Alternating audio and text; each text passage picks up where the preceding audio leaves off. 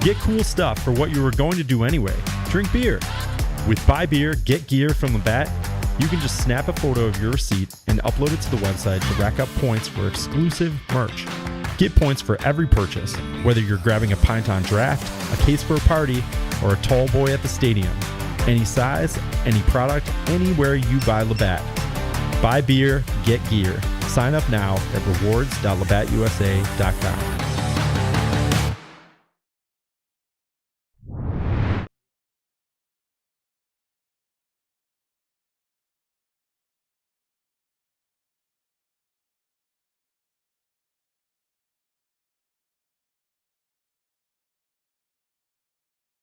Right on the top. Do you like the worst song bracket we're doing?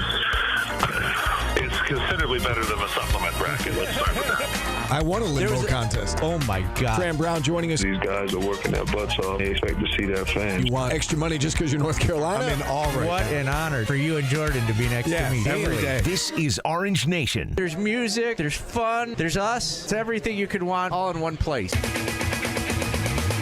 With Stephen Fonte and Paulie Sibilia.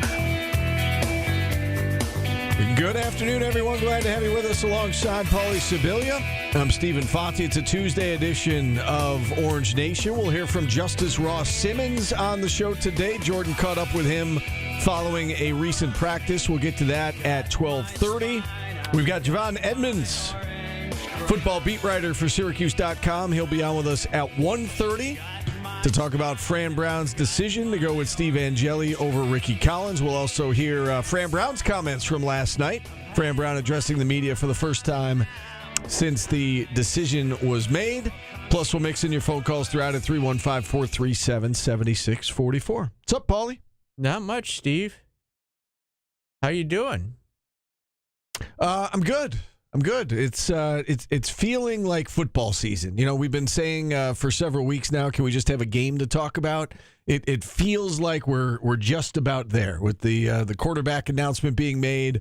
You and I are both away from the radio show. We're knee deep in our football planning for the season ahead, and it feels like it is just about upon us. You mentioned yesterday that we've got one weekend left before it all gets started. The fair starts on Wednesday, and off we go here. Yeah, I am looking forward to it. It's last night. It was a no air conditioned night. Yeah, that was beautiful. Another sign that it's getting to be football season. Yeah, had the windows open, slept like a baby. I said to somebody literally yesterday, I was like, "Oh, it feels awesome out. I love early fall." And then I thought to myself, "Well, it's still only August, but there was fall in the air yesterday, and there was just that hint of football weather." So it does. It feels like it's upon us, and we're going to be talking about games any minute now. You know who was talking about games last night? Fran Brown? You got it. Good one. Number one answer, Steve. He waited until just after the newscast was over. So they tend to do that.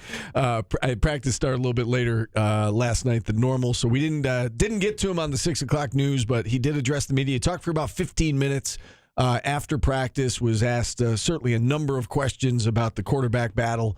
And let's have at it. And as expected, we predicted this yesterday. We said no matter what, he's going to say it's a close battle. My guess is it was a very close battle. But we don't know. Right, you don't know. Right. You don't know. Yeah, don't know. Like he's going to say it's close. Yeah. Both of those guys did an amazing job. So it was just tough for us the entire time, just going back and forth, trying to see what was best. And it just came down to a little bit of operation. Just being able to run the operation the best, and we felt he just had a little bit of a nod over him. But I mean, it was extremely hard.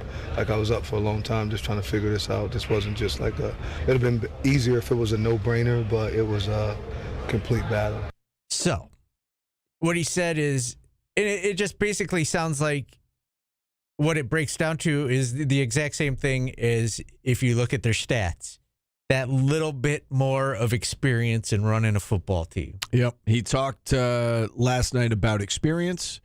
He talked about leadership.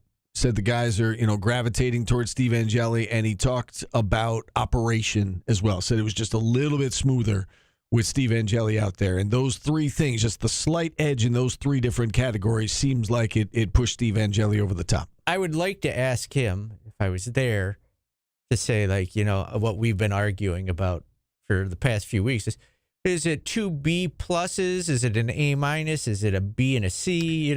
So he alluded to it. If we had kept that soundbite going, he said on the very back end of that, he said that it would have been a lot easier on me if it was a no-brainer. Yeah, well, that's right. That wasn't there. Oh, it was okay. All right.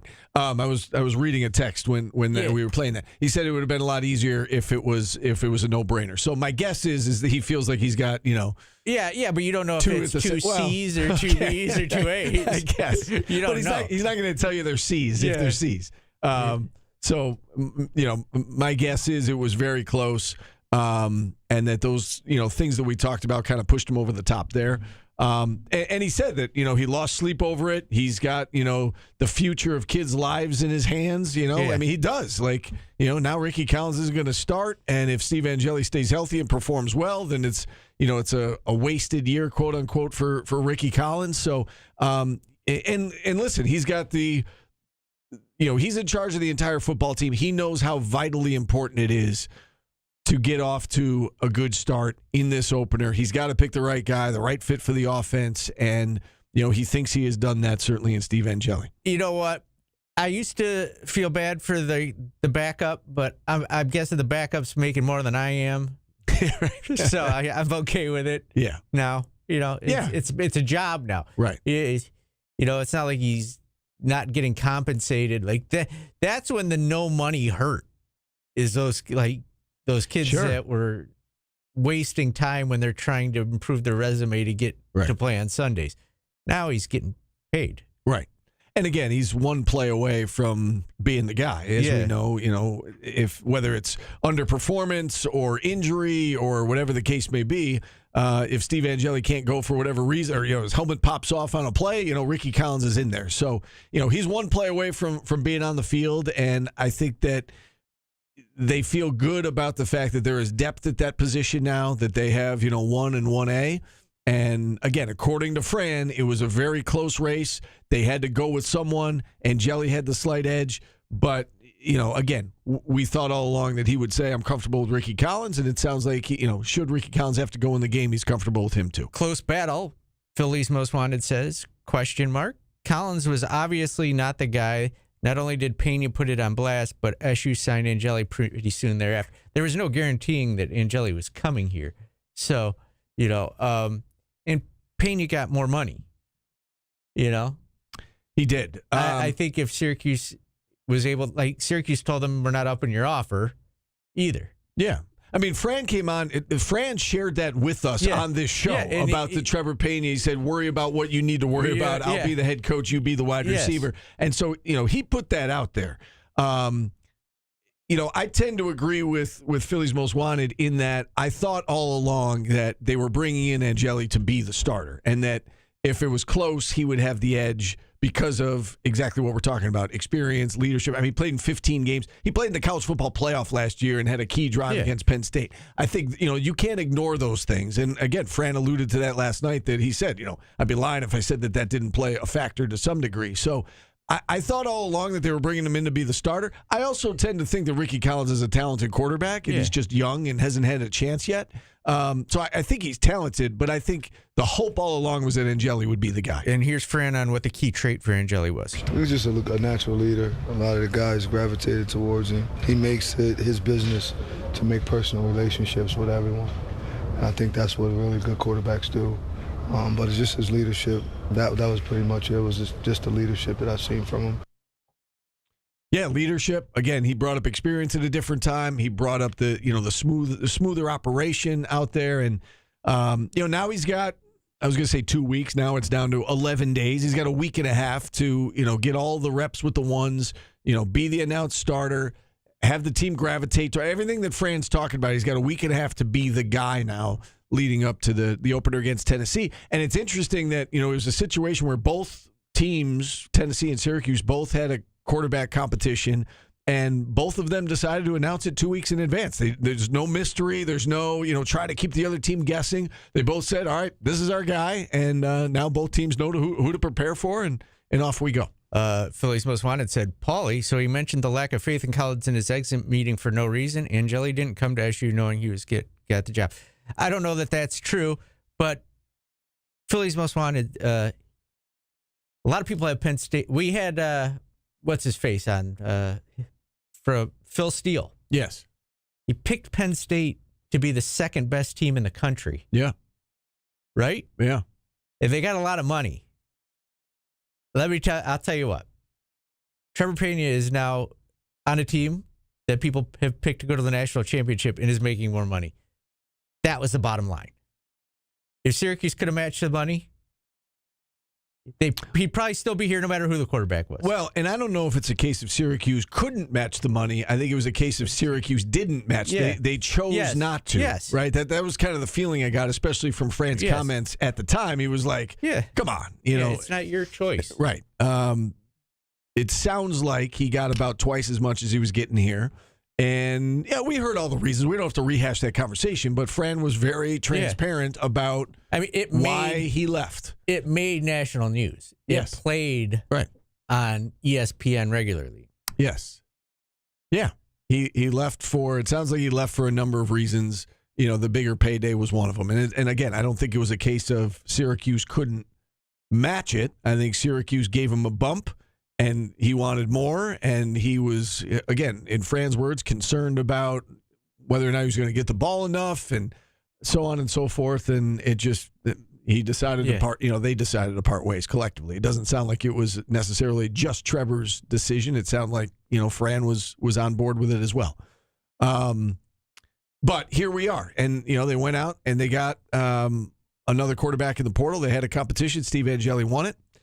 And I think that, again, going in, that was my expectation. I thought that those little intangibles that he had might serve to be the difference, and it sounds like that was the case. And the bottom line is none of us know. Right. And from what we all saw on the videos I saw from camp, they were both throwing the ball good. We had fans breaking down the video we posted. Oh, look at that ball. Look at this ball. Well, that one's got more loft. This one's, so I think they're in a good position depth-wise at the quarterback position, and it's been a while since they've been. Yeah. You don't have to worry about Dan Villari taking snaps anymore. I mean, you probably, would you say you go back to when it was DeVito and Dungy? Remember the Carolina game? Dungy was struggling. DeVito goes in, rescues them, and then there was the debate the following week about who should be the starter. Yeah, unbelievable. No, I know that was ridiculous. But I'm just saying, in terms of you felt like at least that was probably you felt like you had two guys. But that year was an outlier too. Sure, right. It was.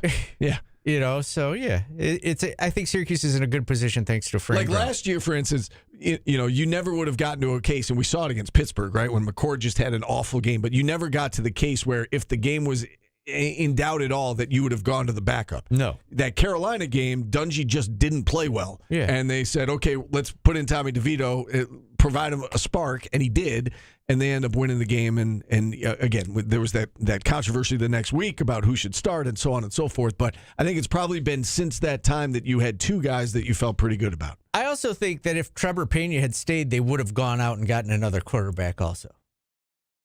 It wasn't because Trevor Pena didn't think that, he didn't make the decision. They needed another quarterback. Right. Right. Whatever Trevor saw, I'm sure, Fran and the coaches saw as well. And, they didn't say, well, Trevor Pena left, so, he's right. We got to go do this. And anything was probably going to be a downgrade. Like, he probably would have been upset with the way Angeli was throwing the ball after having Kyle McCord the year before. So. Right. Anybody outside of like Cade Klubnik would have been a disappointment this season for Trevor you Pena. mean you don't have the best quarterback in the country throwing you the football anymore? So he went to Penn State. He's with Drew Aller now, and he's among the best in the country. So let's go to Chuck. Chuck, how are you today?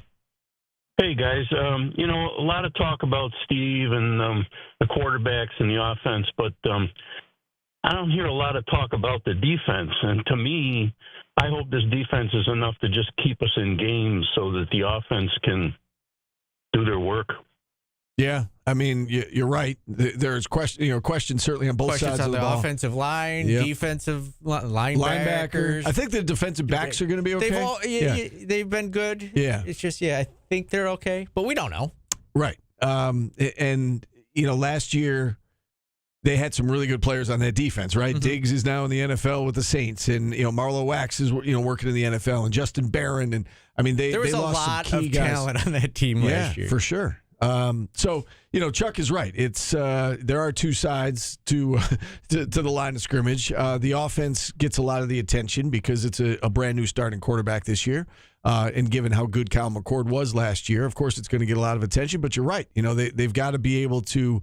And I do think the fact that it's year 2 now under Elijah Robinson, and naturally I think it's going to be a little bit smoother in that second year, even though you lost some talent. The hope is that you've replenished that talent. And, I do think that it'll be a little bit, everybody will be a little bit further along than they were at this time last year because the system is in place, so on and so forth. But you're right. There are guys on that side of the ball that you're certainly going to miss. And Murad Watson not being there anymore and transfer, they lost some key pieces, no doubt about it. Yeah. But we've got more sound from Fran Brown. We can take a timeout, come back and hit that. Steve. Okay, let's do it. How's that sound for a plan? 315-437-7644 if you'd like to check in. We're wide open until 1:30. Javon Edmonds from Syracuse.com will be in with us here in studio at 1:30. But phone line's open until then if you want to talk some Q's football. We're back after this on ESPN Radio. The home of the New York Giants. Get off the field! You can't hurt this! I'm a machine, jerk! ESPN Radio 97.7. He was listening on the radio, but it was like dead. Yeah, we got it. Okay. All right.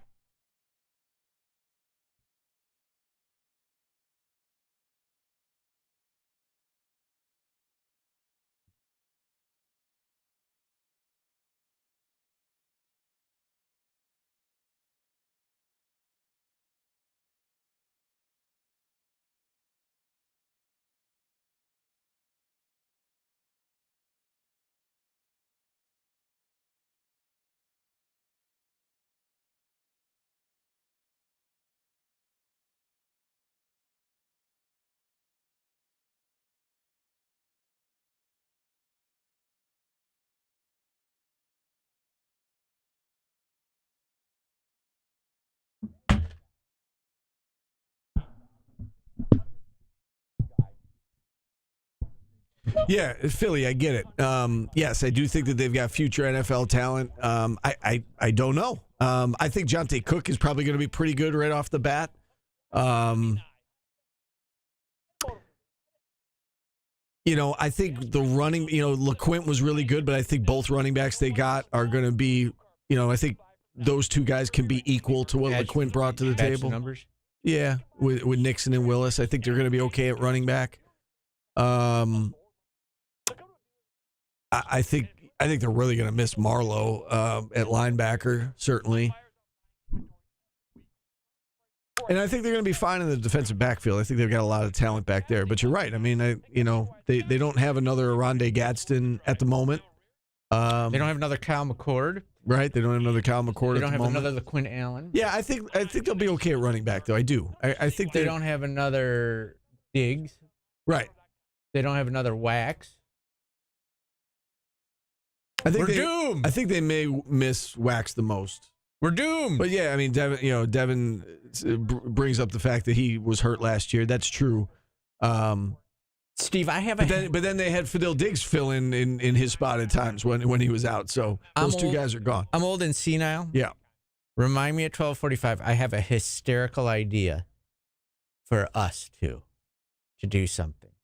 At 12:45? Yeah, and it's going to take News Channel 9's help. Oh, wow. All right, then. Let's hear it. Let's hear it. I think you'll think it's funny, but I don't know if you'll do it. I think the people at News Channel 9 would do it. I think you're do it. So it's something I have to do on TV? I think no, not for TV. I think you're too uptight. I think the people at News Channel 9 would get it and be like, "Yes, let's do that." But I think you'd be like, "No, I'm a professional. I don't want to do that." So, all right. You want me to tell you now, or yeah? you want to? Well, you make the decision. I'd be happy. I'll hold out. Okay. You'll think it's funny. I just.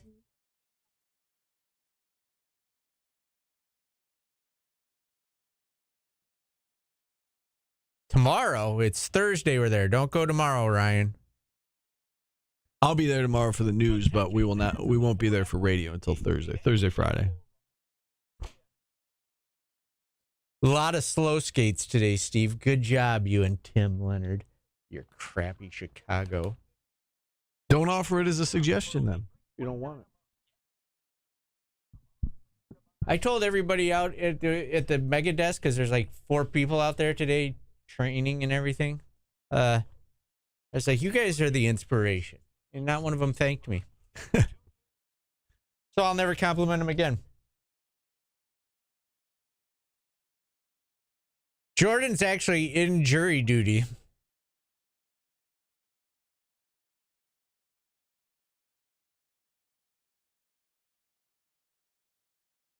Kevendo, I don't get your life. Like, if you don't like it, like us or how we do business, you don't have to listen. Like, I don't.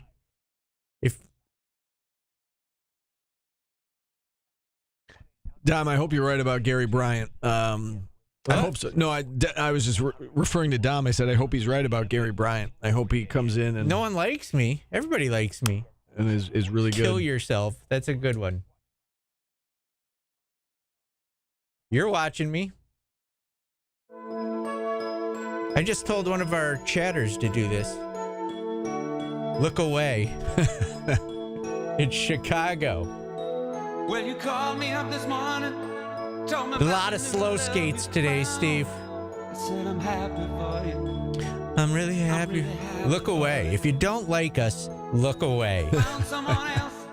I guess I won't be coming round. I'm really happy for you. I'd be happy if you looked away. Not everybody, but like if you don't like our show and our company, just nobody's forcing you to be here. Thank you. And I love our listeners. I was going to say, but we do like it if you listen. Yes, so. I love our listeners. I don't want Paulie to alienate everyone. Oh, I alienate everyone no matter what. That's kind of my gig. All right, we've got more from Fran Brown, yes? Yes. All right, so you've got the sound in front of you. Why don't you lead the way here? How Ricky Collins being close, it being a close battle, gives the coaches some freedom. Blair was really, really close. So when it's close, it gives you as a coach a sense of, okay, if something happens and he has to go in, then we're fine because of how close the battle was.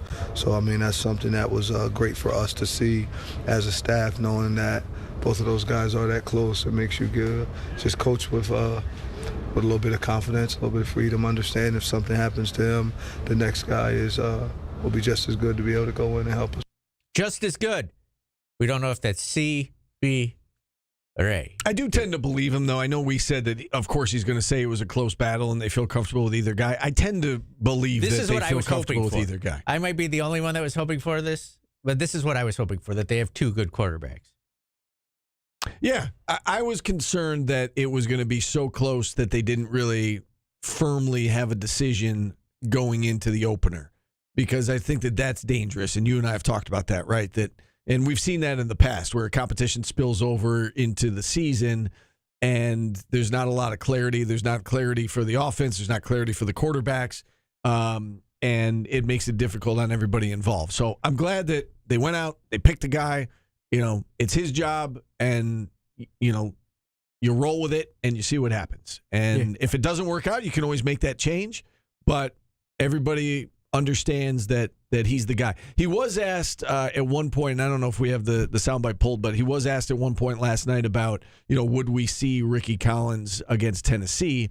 And he said, again, I'm paraphrasing, he said something along the lines of that, you know, that is not the plan, you know, but you know, you never know, and circumstances happen, and obviously he's one play away. But it's Steve Angeli's job, and until it isn't, I guess is you know, basically what they're the approach they're taking going into the season.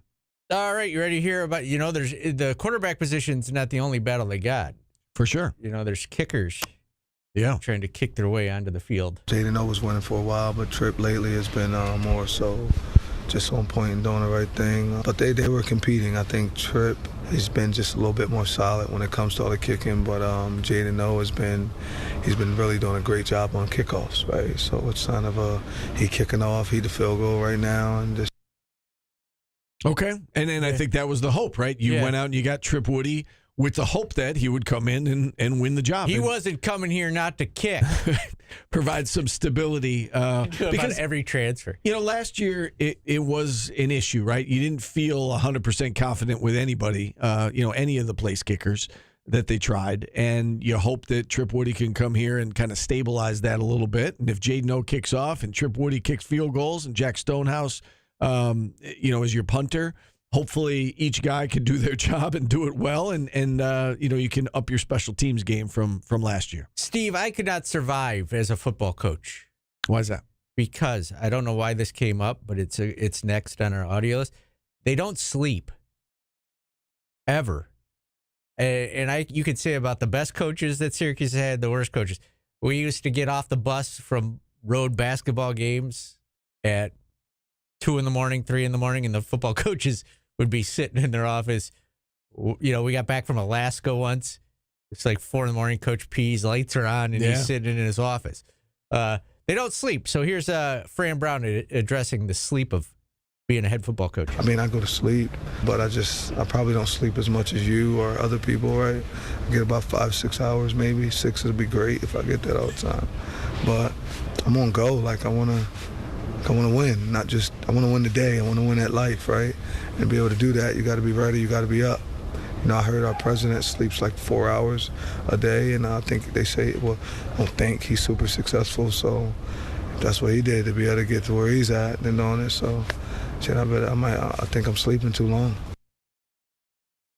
4 hours sounds awful, 5 hours sounds awful. Yeah, it's a tough job. We know that. Coach P was notorious for burning the midnight oil, right? And you feel like if you're sleeping, you're falling behind. And I understand that. It's kind of the life of a coach. There's so much to do.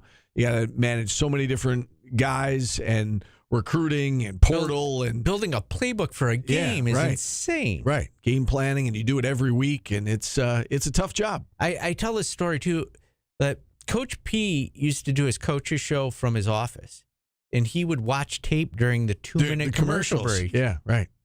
And you'd be like, "What are you getting out of this?" Right. He's like, I don't have time. I've got to watch tape during the commercial break." Yeah, no wasted minute. So I get that. It's a tough job, and that's why I think it's so important. They kind of build in family time every week. And it's important, right, to build in that family time. Make sure that everybody's getting home and kind of getting away from the rigors of football for a couple of hours. Clear your head so that you're fresh and ready to go when you're in the office. You want to hear about Demetrius Samuel? Sure. Also, we got one more on that. If he's going to say 50-50, I don't want to be too far off from him, so I'm going to say 60-40, right? But he's starting corner, right? And he's going to play wide receiver, but he's our starting corner. And I think that was the expectation, right? Coming in was that there was a really good chance we were going to see him a lot at defensive back, and that is the case. He's been named a starter at defensive back, and they'll mix him in on offense at wide receiver. It's a cool story. It's their version of Travis Hunter, and I think we all can't wait to see that 17-year-old kid out there. It's going to be a lot of fun to watch him play. Yeah. Has there been like Diamond Ferry? Who was the last really good two-way player Syracuse had? Really good? Yeah, I mean, Diamond Ferry certainly comes to mind. Man, that is tough. I think that's it. Yeah, and you've had some guys that were good on special teams that played other positions. We're going to do our top 5 receivers. Yeah, and if you look at it, they were also, you could argue, 3 of them were better kick returners than they were wide receivers. I noticed that. That's why it popped into my head. All right, let's hit a timeout. We do have Justice Ross Simmons sound to get to. Jordan caught up with him recently after a practice, so we'll play that interview for you coming up on the other side. And as Paulie alluded to, topic today at 1 o'clock as we kick off hour number 2, top 5 wide receivers from the last 50 years. In the history of Syracuse football. So start thinking about that. We'll get to that at 1 o'clock. Justice Ross Simmons next on ESPN Radio.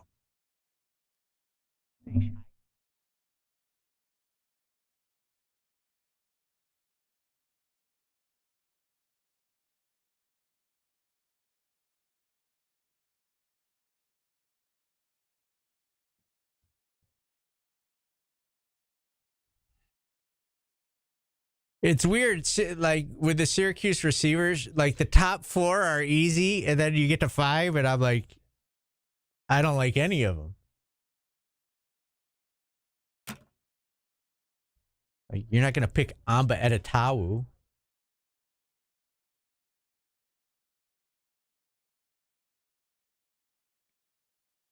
David Tyree had a catch in his life, right? He wasn't like record breaking or anything, right?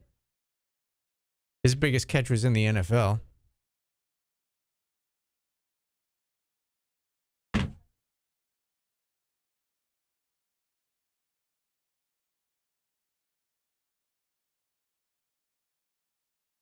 We'll do that later. You said top 4 are no-brainers? Yeah. You're throwing Kevin Johnson in that group? Why you just keep quiet? Yeah. Okay. He's a no-brainer? Yes.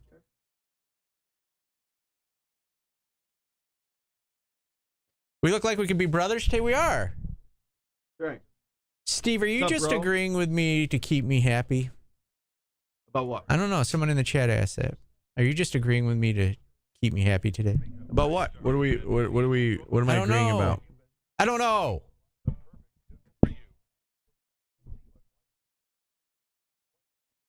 Gavendo somehow turned everybody on himself, and people are defending me in the chat for the first time ever.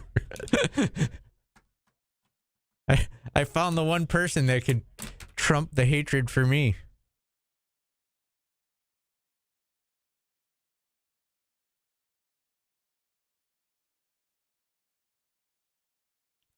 We're dressed to impress today?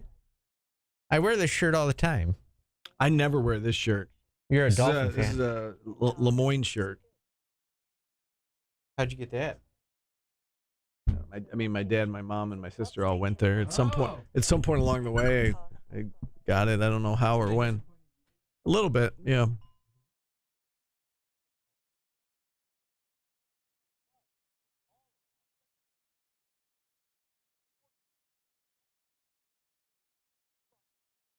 Yeah, I love Lemoyne. My whole family went there with the exception of me. A lot of good people over there.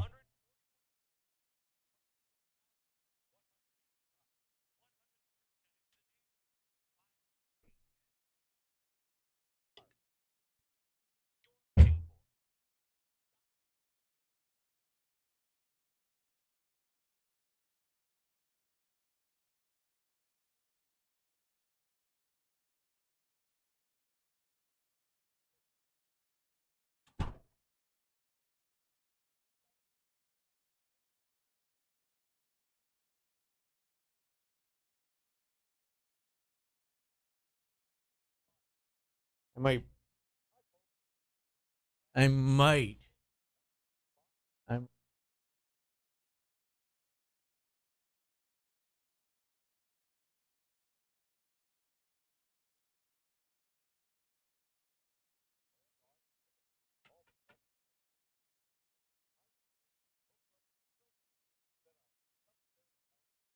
Why did I get defensive? 'Cause I did. Can we include? Can Chris Gedney be under consideration, or is it That's just receivers? tight ends, receivers. Okay. So it's not like pass catchers. It's Because just he's not looking for a job.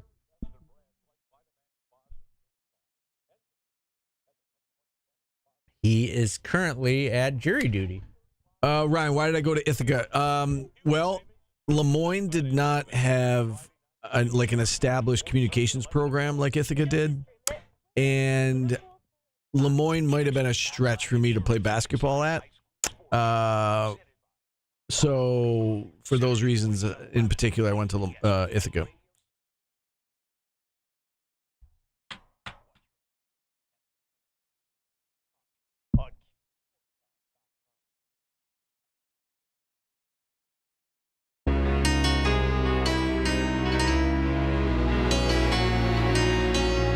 Chicago, great.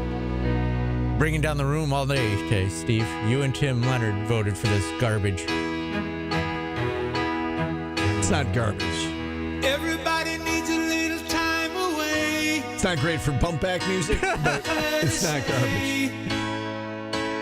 From each other. I feel this way about you sometimes. Even lovers need a holiday. I need a little time away from you every once in a while. I'm with you on that. It's if you spend 2 hours a day with somebody 5 days a week, you get sick of them. Yeah. But then, like, the weekend comes, and I'm ready we to see you totally again. ignore each other, and then by Monday, by Monday we're ready to go.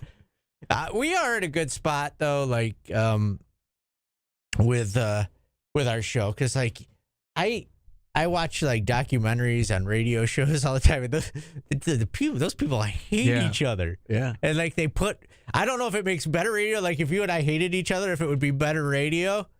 But man, you like watch the Mike and the Mad Dog one. They hated each other. Even Mike and Mike towards the end had a little bit of a falling out, it seemed like. Yeah. Cody and Josh on K-Rock hate each other. You hear how they talk about each other. Start a little drama like they do with me.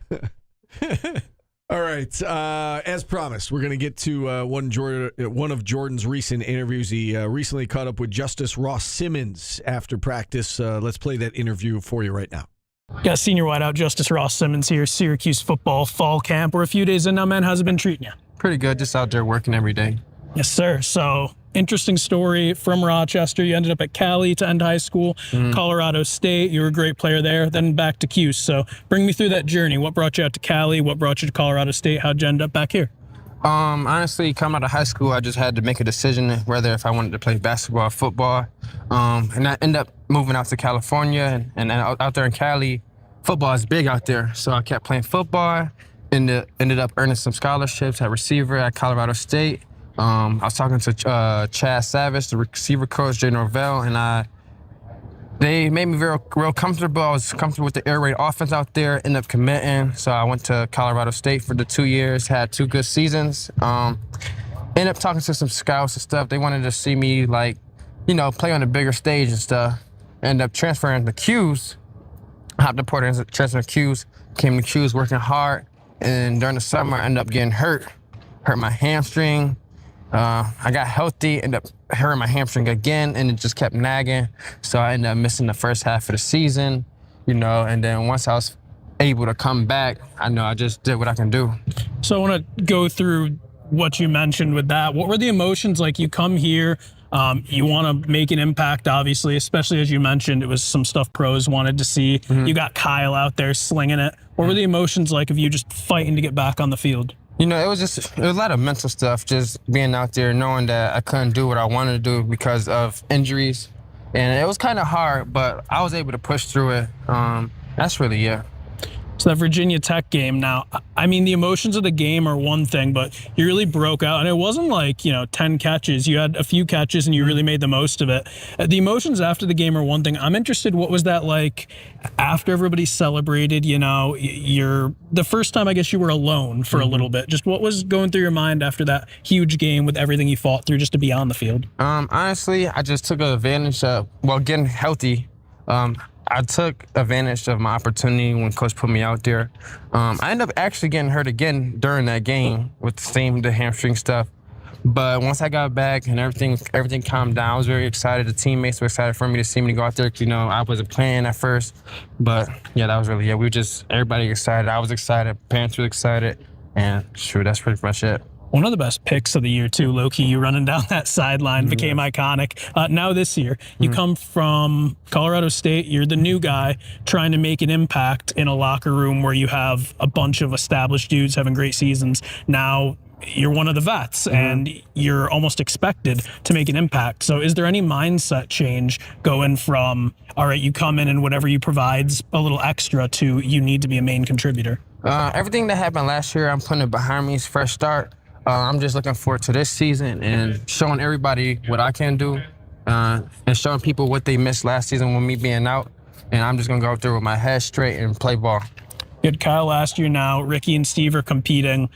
What's something about those two guys? Like, you've met both of them. What's maybe a difference between them? And it doesn't have to be on the field. Just, meeting the two guys, what's something different about them to give fans perspective on what they're like? Honestly, I can't even tell you for real. They're honestly both two cool guys. I hang with both of them every day. We chill, we hang out, everything's cool between everybody.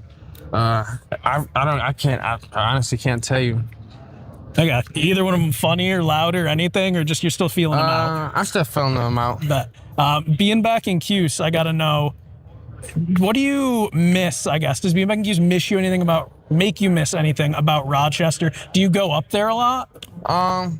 No, not really. I stay in Cuse because I got a goal and I got to keep working. Okay. What's something off the field that you think fans should know about you? Again, you just broke onto the scene last year, so interesting fact, just a hobby people might not know. What's something off the field about Justice Ross Simmons? I'm a big hunter and fisherman. Oh, yeah? There you Yes, go. sir. Yasin told me he liked fishing, so you guys got to get out there if you haven't. Sir. Last thing, I'm asking everybody, and thanks for the time, for a food rack. I've gotten some over the Cuse, Delmonico's, Big Fellas. What's a food recommendation around here? Oh, man, I eat big fellas and over the Cube all the time. So I gotta go with that, too. All right, they're popular for a reason. Justice, thanks for the time, man. Thank you. There you go. Justice Ross Simmons with Jordan after recent practice. Yeah, the thing with the food is I tend to think that, like, if you go out together with your teammates, you're all going to go to the same spots. That makes sense. What's good? Do I know Goodfellas? Where is that? It's over by the Atrium building and whatnot. Oh, okay. In the what's that other bar over there where the taps? I haven't been to bars in years. You talking about over by the Inner Harbor? No, downtown. I haven't been downtown at bars recently. It's Clinton Square area. I know that's shocking. Okay. What kind of food do they have there? You ever been there? It's old. What's his face's old place? The center. I have my drawing blanks. What are you? The Syracuse Center last year. Eddie Lampkin's place. Oh, that's Eddie Lampkin's place. Okay. Yes. All right. I've never been there. Have you? No. Okay. I haven't. Right. Water Street and Clinton Square, Jimby said. There you go. Okay. We may have to check it out because everybody's raving about it. Ryan Mullen goes, you're asking Steve about a bar. Yeah. The guy who hasn't gone out and drank in 15 years is asking the Pope about bars. Pope and Fonte. But Goodfellas is not a bar. It's a restaurant. Yeah. Right? Okay. Yeah. It's a bar restaurant. Gotcha. Okay. Well, we may have to check it out. It is good food. Jordan had it once while we were doing a watch party. It was a huge portion. I can say that. I didn't taste it. All right. Well, we may have to do that this year. I am going to pitch you an idea, Steve. We're going to make an announcement. I hope I'll make sure we can about something we're doing with this show. Okay. And I have an idea that I want to see if you're down with. Okay. I'm intrigued. All right. We'll take a time out. And it's going to take News Channel 9's help. Okay. All right. And I said this off the air. I think the people at News Channel 9 are fun. And they'll be like, yes, we need to do that. I love that idea. Let's do it. And you'll be like, I don't know. I have a reputation as the man who delivers the sports, and I can't be doing stuff like that. And I think it'll be fun. All right. Well, we'll find out what it is. I am intrigued. All right. We'll find out together on the other side. Back after this on ESPN Radio.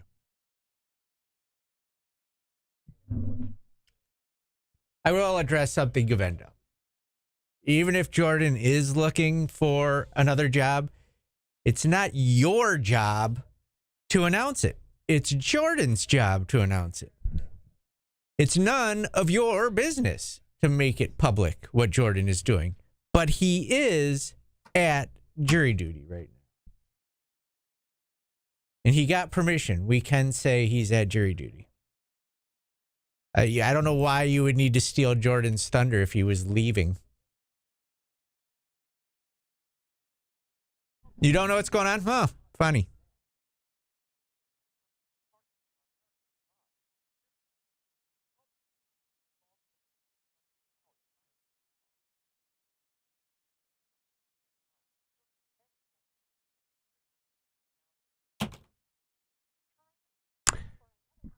And I would say that if Jordan were leaving, I think let's make it known that all of us are close enough that he would keep us in the loop. Yes. Yeah. So. And we'll wish him the best if he does. Right.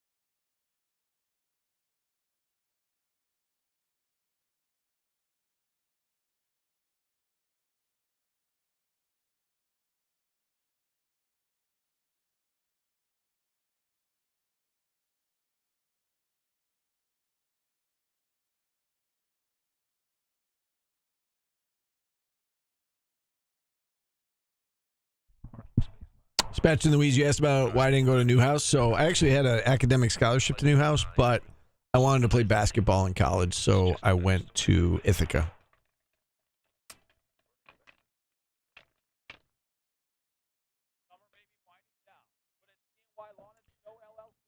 You don't wish me success or you're not my friend, because I'm not friends with... I wouldn't say I'm friends with any listeners.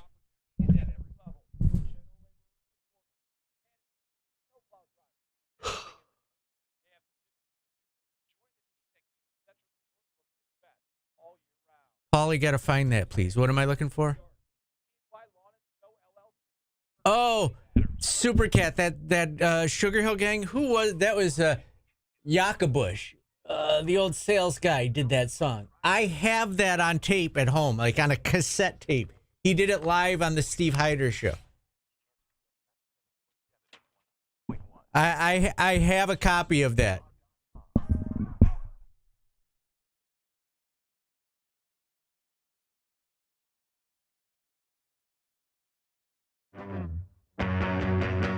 $20.25 and $6.24. Those are numbers.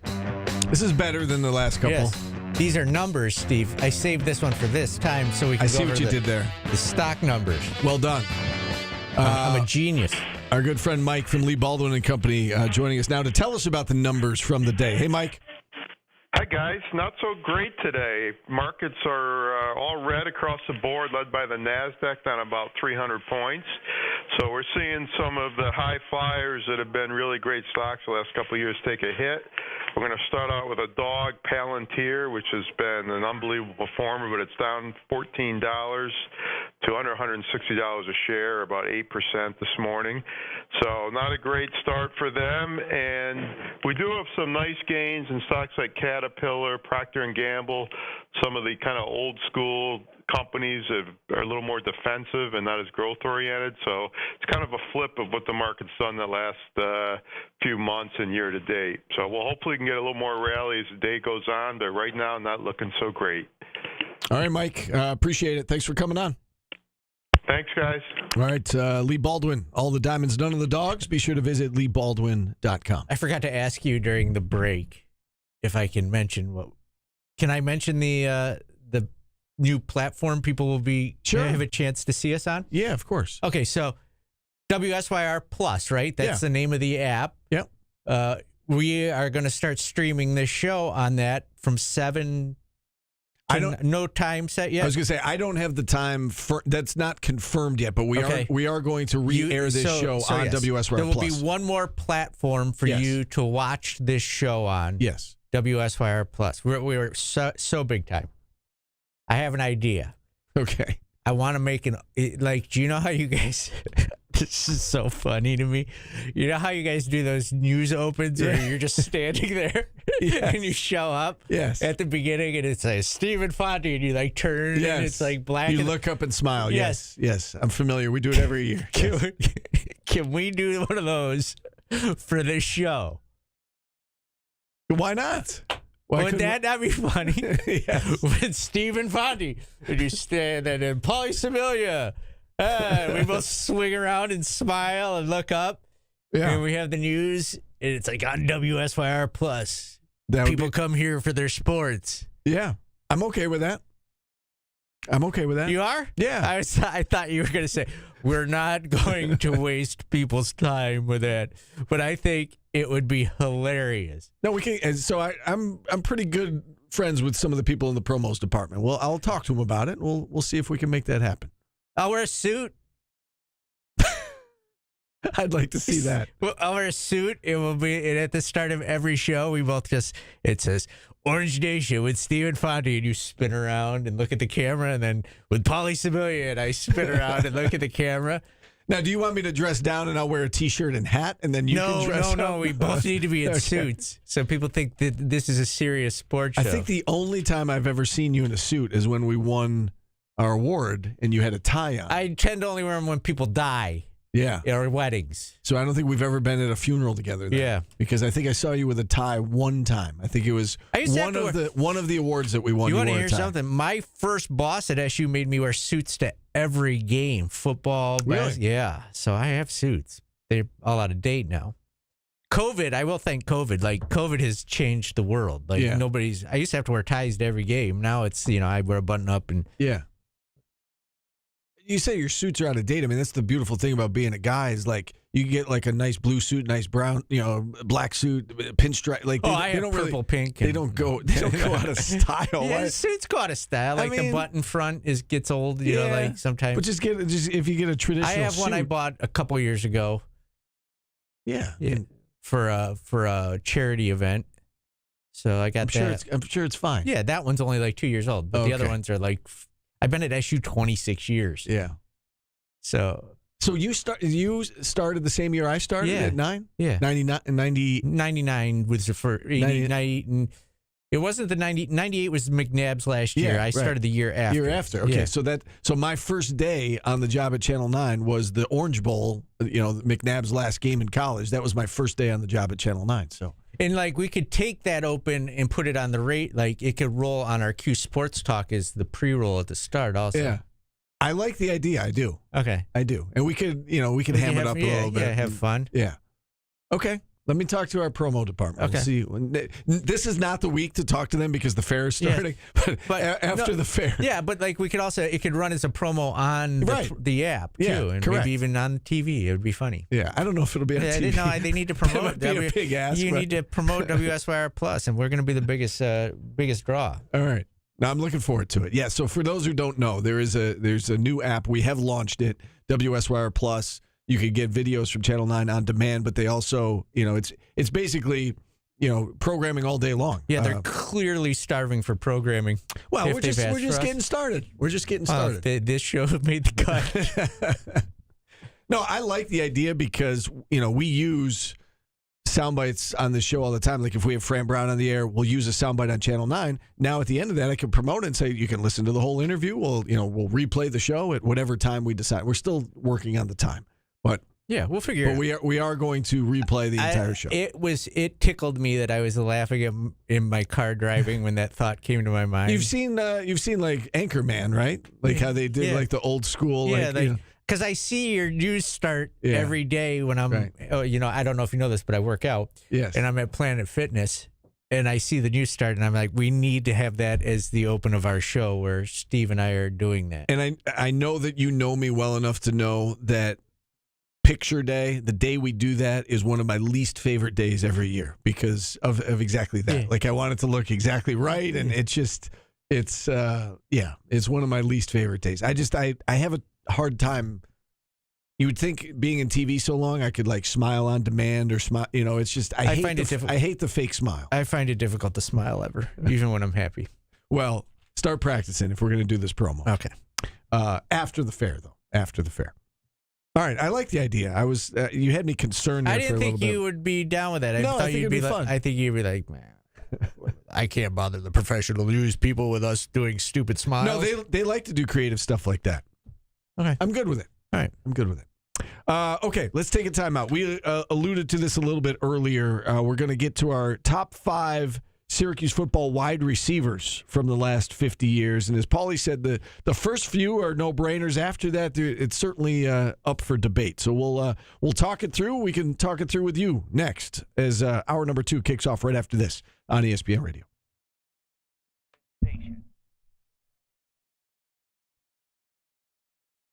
Yeah, Steve enjoying some tomfoolery. I like it. I don't think it was out of left field me thinking you would not enjoy that.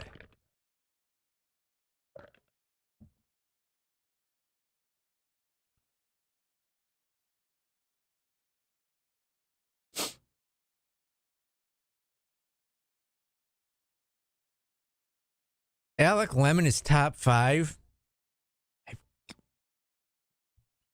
He's got to be. He's got to be available. Is the late great Mike Williams?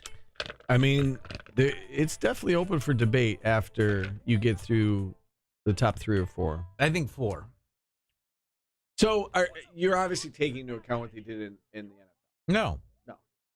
Because if that's not the case, then Art Monk. But he's the greatest receiver. But here he wasn't even that good. He wasn't. It was a different era, dude. I He know. caught everything. He finished his career with 102 catches. Yeah. His career, 102 catches. He played running back for 2 years. I'm just saying, like we think Art Monk is a no-brainer because he went on to have a great career in the NFL. Marvin Harrison's numbers aren't jaw-dropping here. Marvin Harrison is second all-time in receiving yards. But yeah, he was Syracuse hasn't had a lot of receivers. Yeah. I think the first four are no-brainer. We would get slaughtered if we left Art Monk. No, I know, but I'm saying, like, are you taking into account their NFL career? No. Well, I think you are if Art Monk is. Just shut up. Okay. Thank you.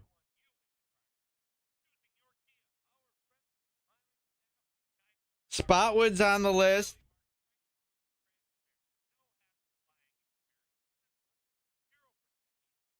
No, listen, Supercat, I'm not saying he wasn't good. I'm saying that if you're going strictly by college, I don't know that Art Monk is a no-brainer top five. You have to take into account who is throwing him the ball, the era. Yeah. Because Marvin Harrison under Dino Babers would have been ridiculous.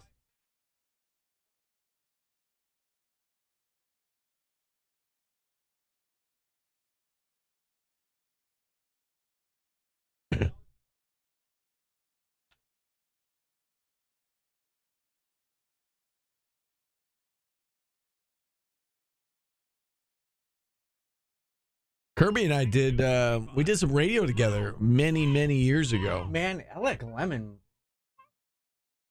might have to be the top. Oh my God. Oh my God. What are you doing here? Broke out. Did you get it released? No. Oh. I'm parking here. Oh, you still haven't gone yet. I went yesterday. Okay. He's in jury duty. Yeah. And judge's orders. All I am permitted to say to our listeners, because I care about you guys. I asked. I literally, they had to bring me back into the room because I was like, what do I tell the listeners? And he goes, in 30 years of doing this, I've never had that question. Which, yeah, maybe because people in media normally just get sent home. You look very trustworthy. But I'm at jury duty. No, you're not. Well, I will be at 1:30. No, you're at a job interview.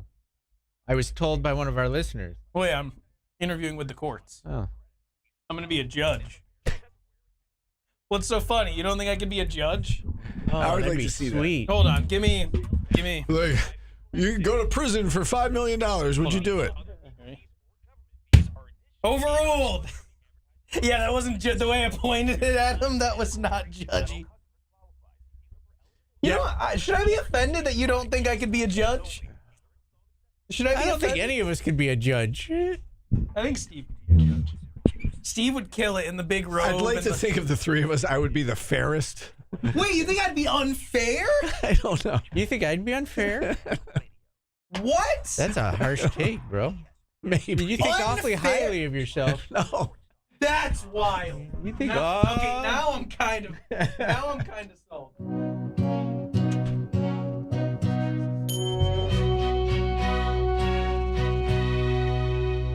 If you leave me now, I don't know. Jordan was just in the studio. I don't know if this is an appropriate song. Jordan, if you leave me now, you'll take away the biggest part of me. He's off to jury duty. Steve just had a hot take. We were talking about. No, it wasn't. It's not a hot take. Let's ask somebody unbiased here. I think if we were talking about if any of us were judges, you said between myself, Jordan, and you, you said you would be the most fair. I don't think that's a hot take at all. Tim Leonard, help me out here. Yeah, I mean, you think you'd be a good judge, Paul? I didn't say a good judge. I think I'd be fair. Okay. I don't think Steve's holds a moral superiority over me to be fair. I mean, how can you say that? The whole bit is that he is too worried about his moral superiority, I thought. No, I could then be some kid steals his mom's car. I could be like, you know what? I get it, kid. Right. I understand. Okay. you did that here, you got probation. Whereas you'd be like, you stole your mother's car. Execute this kid. I would not do that.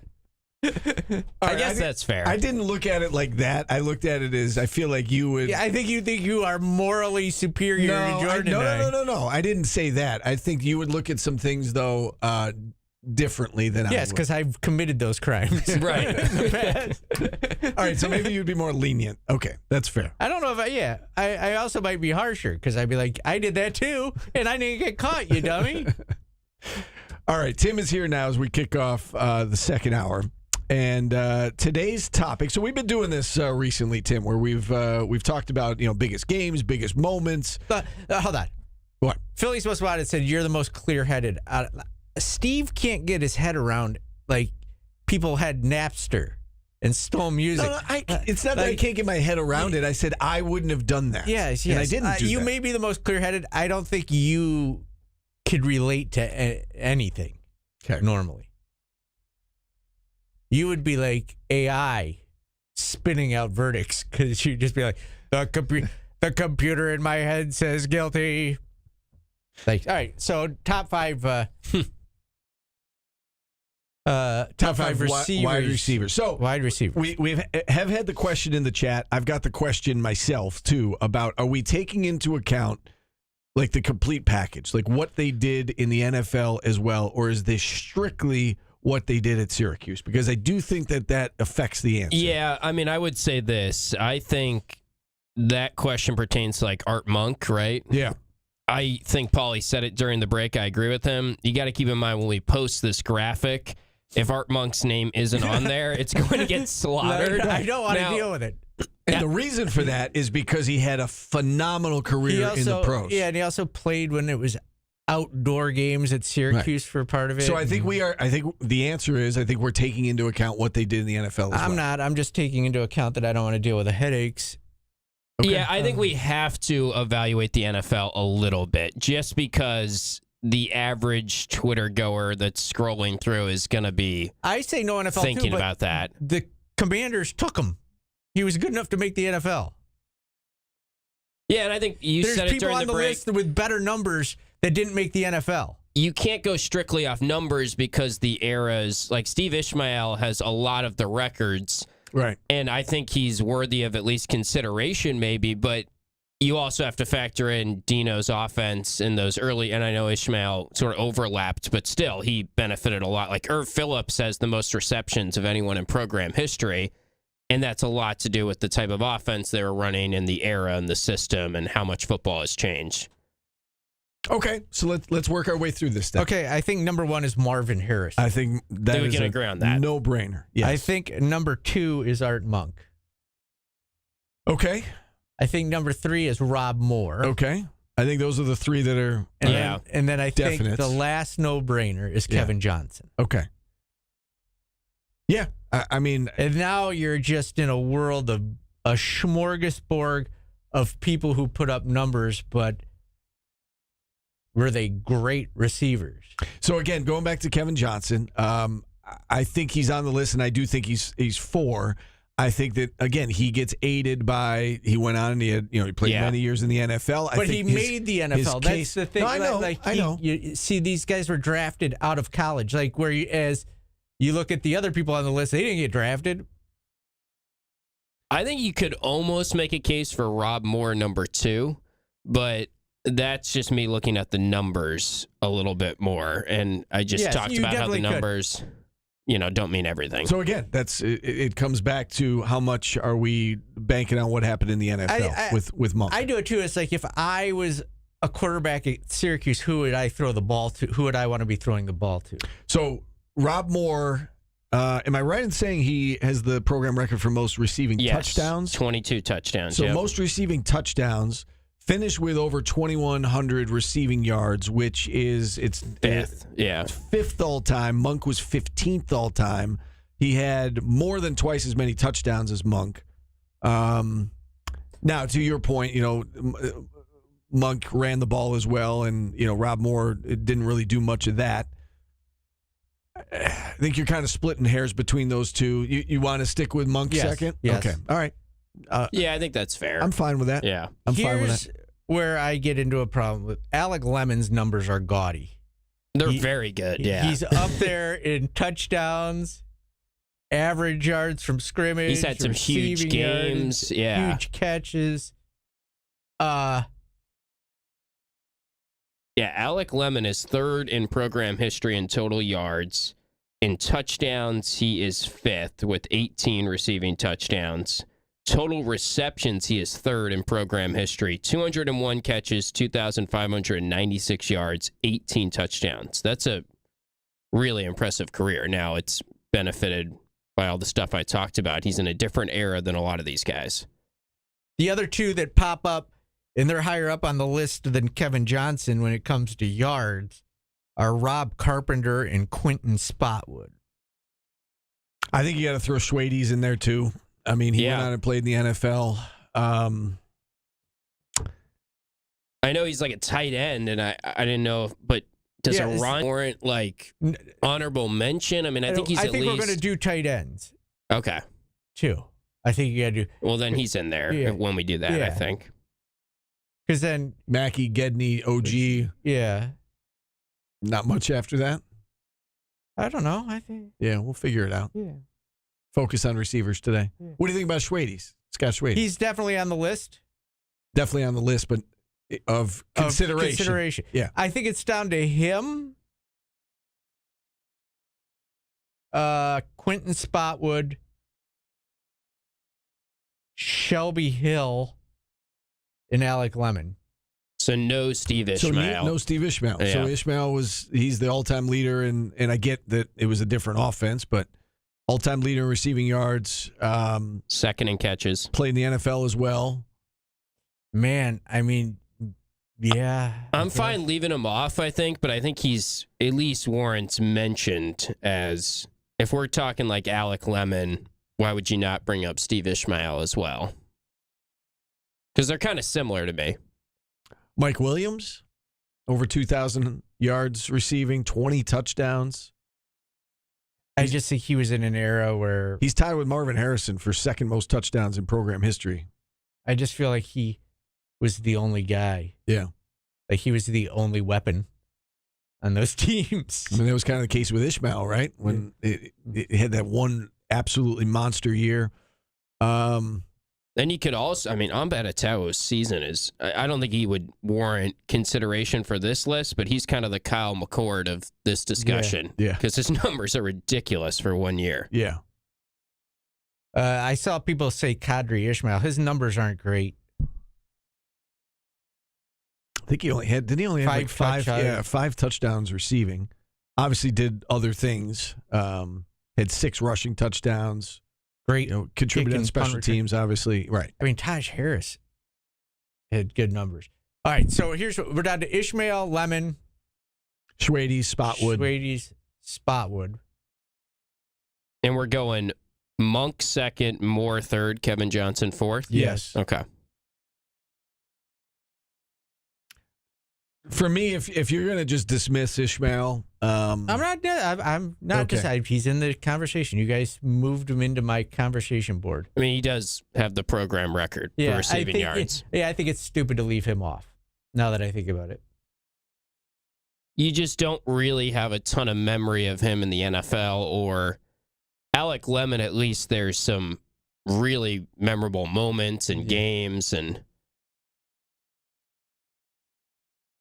but I don't know. It's tough to pick that 5th spot. So when I was initially going through this, I had Ishmael as the 5th guy. Yeah. I could be talked into either Schwades or Spotwood. But I originally, when I did Alec Lemon? No. I think Ishmael finishes higher than Lemon. And then I think that, when you go like old school guys, Spotwood and Schwades are probably the next in line for me. All right, let's go Ishmael. Yeah, I think that's fair. If we leave him off, I can see people saying you left off the guy that was number 1 in program history and receiving yards. So we're going to get a Scott Schwades call. Some old grump is going to call us. I literally ran into him 2 weeks ago. Some boomer is going to call us now. No, he was really good. I mean, he was, local guy too. Some blue hair is going to be on the phone. I don't know if you know this. We get one every day. Every day when we do this.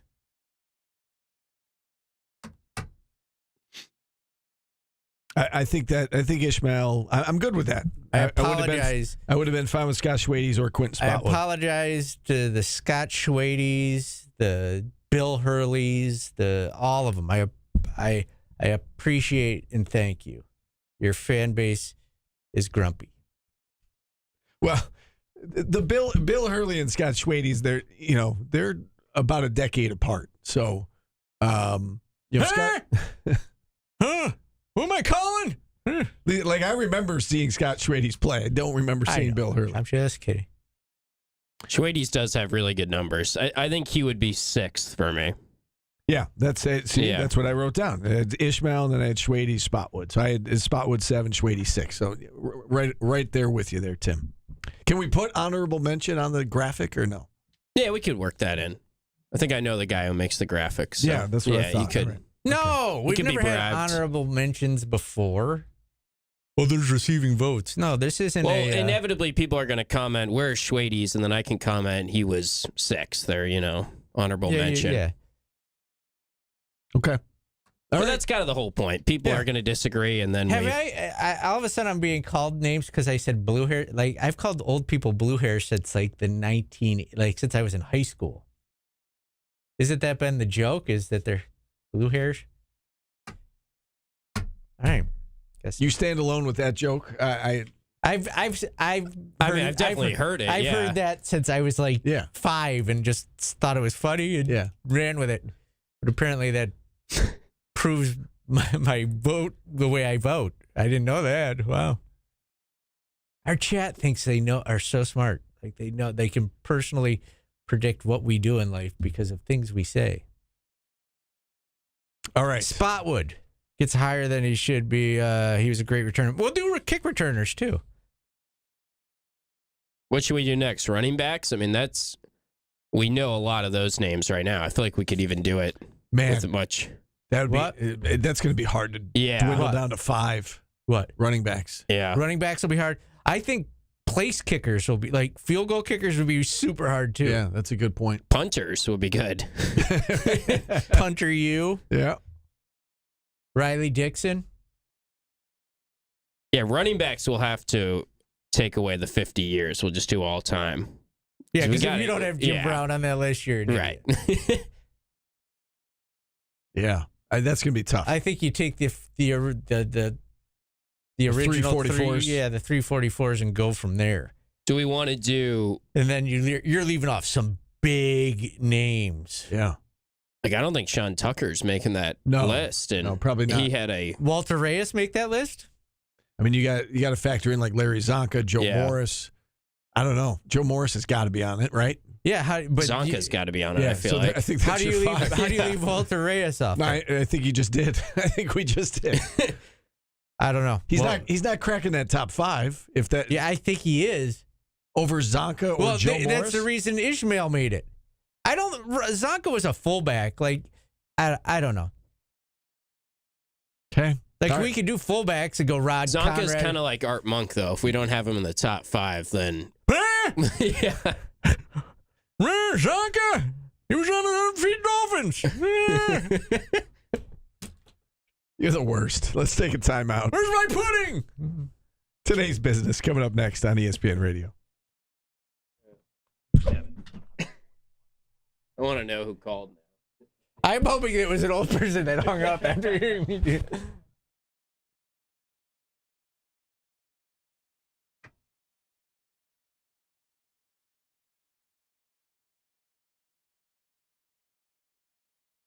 Yeah, Philly, I'm not smart enough to know that. I've always heard old people.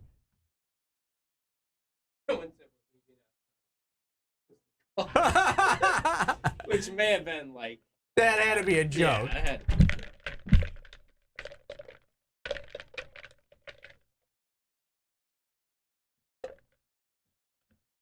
I had no idea what that meant. That Phillies, you're playing chess while I'm playing checkers. You're breaking down my political beliefs.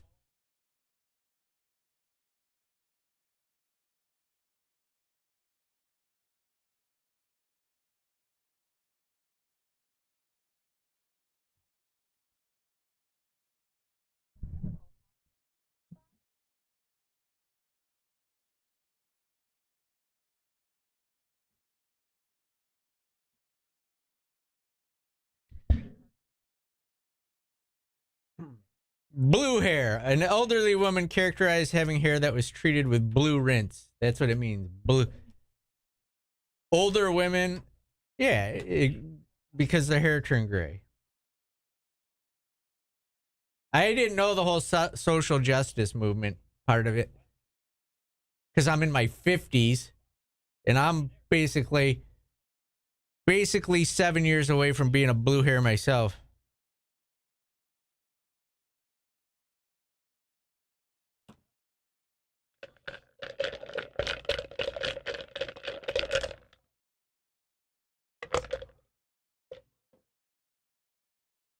I don't know how you could associate me talking about the old people and young social justice warriors, but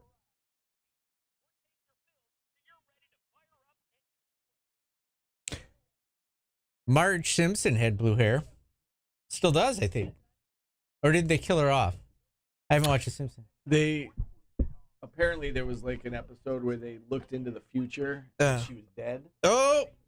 But I think like present day, she's still alive. Yeah, they are.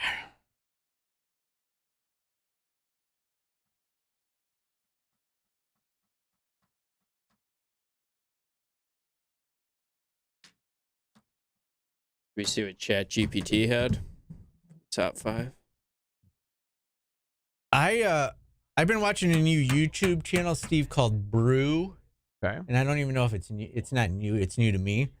And it's this like animation character that tells these fascinating stories about murders or aliens and stuff. And I can't stop watching it. I put it on when I'm on the treadmill.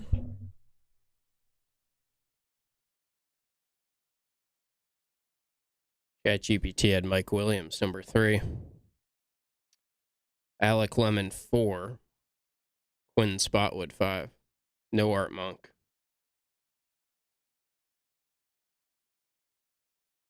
Do you think Jordan's judge listens to the show? I don't know. That's funny. I think he'd have to on demand because I think court's usually in session while we're on the air unless he adjourns for the day to listen to our show. Hang on, we're running late. They're getting the top 5. They're starting 5 sandwiches. I got to see if ham and cheese feed in. We'll talk to you tomorrow. Can't miss Friday's show. Editawa was an All-American, right? Did he get? I don't even know.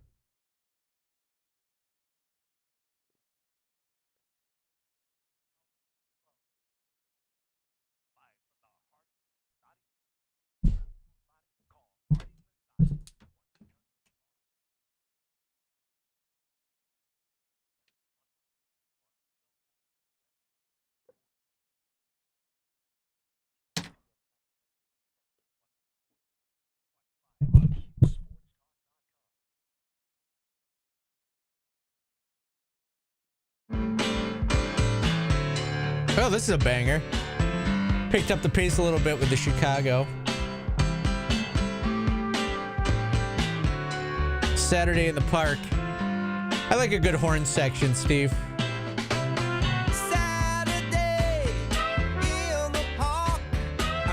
This makes it all worth it. I gotta take this song out of rotation on Sunny. Yeah. After Labor Day, it's a summer-only song. Seasonal. Little behind the scenes of being a music program director, also, Steve. Yeah, that "Soak Up the Sun" by Sheryl Crow. Get out of here. Okay. Walking on Sunshine. Get lost. Here Comes the Sun. Yep, gone. When does it go into the rotation? Like May? Yeah, like Memorial Day? Yeah, Memorial Day to Labor Day, usually. Yeah. Oh, okay. All right. Here's a nugget for you. So if you're tuning in to hear Saturday in the Park, you're going to be sadly disappointed starting Labor Day. Okay. All right. Good to know. You'll hear You're the Inspiration, though. That's an all That's year an all-timer, long. yes. Tim is still with us as we move on to today's business. Tim. Yes, brought to you by Superior Plus Propane. Paulie, do you want to vent first about this fan interference last night? Because that was one of the worst Atrocious. I've seen.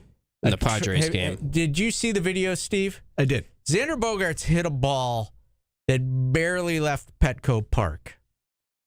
Heliot Ramos, I believe is how you actually pronounce it, went up to catch the ball.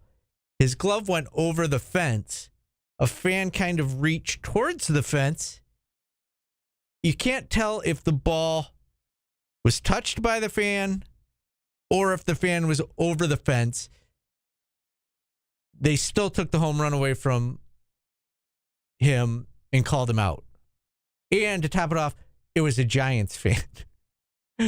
Oh, is that right? Yeah, he was wearing a Giants jersey. Interesting. And to top it all off, didn't they lose by a run? They lost by a run. Yeah. If they had a video, maybe in New York, where they were watching it, and they said that, you could maybe explain the ruling on the field is overturned because the fan actually made contact with the ball while it was in the field of play. Because once you get out of the field of play, it's fair game. Right. It's between you and the fans. Right. And you couldn't tell from any of the angles we saw on TV. They need to do a better job in all sports of explaining why they made the call. You can't just come out and say it was overturned or the call stands. You know, like they do, in football. Explain it to us so we know. It takes 5 more seconds. Now, I just saw the actual clip, but I didn't see the play start to finish in terms of like in real time. Did they rule it a home run initially? Yes. Yeah. And then they overturned it. Overturned it, but they didn't say why they overturned it. Yeah. They said it's overturned, fan interference. It's also wild that you're out. Yeah. Yeah, I think that's too strong for sure. What would you do? Double? No, I would make you. I would just redo it over. Yes, I would just. Well, that's tough. I guess just there's call it a foul ball. It's a dead ball, and make them hit again. It doesn't count as a ball or a strike, and foul ball, even though it was fair. That feels wrong too, though, right? Like a dead ball. I think that's the fairest way to do it. You can't call the guy out because, like. What would Judge Infante rule? Oh, man. Yes, that's a tough one. Yeah, how would you make up for that? Well, think about it, though, for a second. If it was like the Jeffrey Mayer situation, for instance, where it clearly looked like it was going to be an out. I mean, the outfielders camped under the ball. Yeah, this was nowhere like that. No, I know. But, you can't leave that up for interpretation. It has to be in the rule book is what do you do if a fan interferes? I think you do have to call him out if it's true interference. Like if he would have caught the ball, it's a judgment call, obviously. But if you are saying as an umpire, he would have caught the ball. That's another thing we're leaving out of this. Ramos had the ball in his glove, and it bounced out when his glove hit the top of the fence. Right. So that it's tough. It's a judgment call. I guess it's kind of like pass interference, right? You know. I don't know what you do. I don't think you can give the batter a double because it would have been caught. Right. I don't think you can make it a foul ball because it was fair. And I don't think you can make it an out because you don't know. I think you just go dead ball and let's do it I'd again. lean toward it's an out. Like, again, in the Jeffrey Mayer situation where he's literally camped under the ball, I think you got to I also think home and away needs to play into it also, but I don't – like you can't do anything like the umpire's like, who are you rooting for? I would put like a row of my the opponent's fan. Like I would buy the front row of the seats and just knock the ball down every time. Just reach out on the field. Bloop. Oh. We determined the fan did interfere, but he's a Giants fan, so home run to the Padres. I don't know. It's an interesting dilemma. I think that you probably do have to rule him out. If you think he would have caught the ball if the fan didn't interfere, then I think it's an out. Unfortunately. Yeah, I think the biggest issue with this one is they just shouldn't have overturned it. Yeah, you can't tell if it was in the field of play or not. Yeah.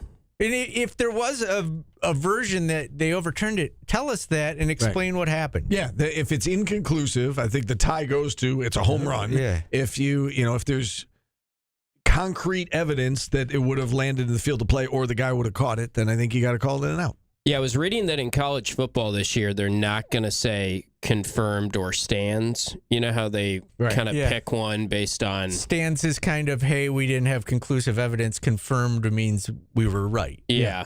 I think they're just going to say, like, the play was overturned or the play... Stands. Yeah, it was upheld. See, that's the opposite of what Paulie's calling for. He's saying more transparency. Yes. That's less transparency. Yes, just say. I kind of like the runner's foot was out of bounds at the 27-yard line. Yeah, right. Just tell us that. The NBA has gotten better where the ref comes over and he'll just say the name of the player and he's like, James's toe was on the line, and right. I mean, it's just more 5 seconds. You can tell us the runner dropped the ball before his knee hit the ground. Yeah, right. Explain it. Yes, I'm with you. Just explain it. What are you seeing? What are you guys talking about? What determined the outcome of this play? We have an angle that isn't available to the television if that's the case also, because you need to tell people. Well, they might not know that. They might not know what. New York could just tell them. New York says the people at home are not seeing this? But yes, they clearly have. They've got bigger fish to fry than what we're seeing at home. I understand what you're saying. But they have cameras that are set up just for replay. Yeah. You just say our secret camera on a replay camera, on a replay camera, we saw. Yeah. It's not hard to do. Okay. All right. Paulie just solved that issue. You got a kicker for us, Paulie? Yes. What are you guys doing February 3rd? I think you're about to tell us. You want to take a vacation with me? What day of the week is that? It's we need 11 days. Oh. An 11-day vacation. Be calling women's basketball. Be meeting in Miami if you guys want to go. A company named Bare Necessities and the Norwegian Cruise Line are having a nude cruise. The big nude cruise. Set and sail February 3rd. You in? I'm going to pass. Thanks for the invite, though. The big nude cruise. How much? 11 days. I'm trying to find. I mean, I'm not participating, but I'm just curious if there are details. You go to the Bahamas, Puerto Rico, St. Lucia. Spend Valentine's Day nude with me. You guys ever done a cruise? No, $2,000 once. Never done one. Okay, the pricing for the cruise ranges from $2,000 for an interior room to more than $30,000 for the upscale accommodations. I wouldn't want to be on the boat the next trip. I'm going to need a couple cruises to happen before I get a room on that cruise tonight. Yeah. I went on one cruise, and I'll never go again, and it was self-inflicted. I went during hurricane season, thinking, what are the chances? And then sure enough, there was a hurricane, and spent the whole time circling, like a big circle around the hurricane. We couldn't dock, and the waves were so bad. I'm not even kidding. The waves were so bad that the hangers in the closet were clanging from one side of the closet to the other. Oh, my God. And they were giving out free Dramamine. They made an announcement. Anybody needs like free Dramamine, come, we'll give it to you. It was awful. But again, my own fault. All right, you guys ready for the rules? For what? Oh, for the nude cruise. Oh, okay, we're still on this. Okay, yes. Yes. I've given them to you. Here we go. Nude cruise. All passengers must be 21 or older. And nudity is only allowed when the ship is at sea or anchored at a port. So that sounds like all the other. What's the other choice? Passengers must wear clothing in the dining rooms. Good. And sit on a towel when not fully clothed. Okay. So that's going to be your barrier for the next cruise who's not sitting. You know what? I regret this one. Which is standard etiquette. Lingerie, fetish wear, and photography without consent are prohibited. So you can't walk around taking pictures of the nude people. There'll be no photo zone signs posted around the pool and in the dance venues. Oh, my God. Some dude doing the worm naked in the dance halls? Some blue hair. You'd have to put your towel down? Bare Necessities has been in business since 1990s, has several upcoming cruises across the globe, including Australia to the Great Barrier Reef. Okay. I'm not judging.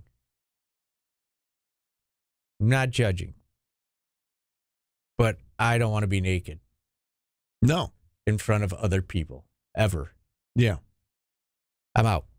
Good. I think we all agree. We all agree on something. There you go. All right. Unless was that a kicker? That was a kicker. Unless anybody wants to go, 'cause then I'll go. No. If someone wants to pay for me to go, I'll go. I do want to get to a timeout, though. We don't want to keep our guests waiting for this. I'll wear a snowsuit. We've got Javon Edmonds. I'll be walking around like in the Christmas story. That kid, the snowsuit on while everybody else is nude. Javon Edmonds, football writer, Syracuse.com, joins us next on ESPN Radio. That would be a funny, just show up and wear as much clothes as possible. I've got 6 suits on. They're like, who invited this guy?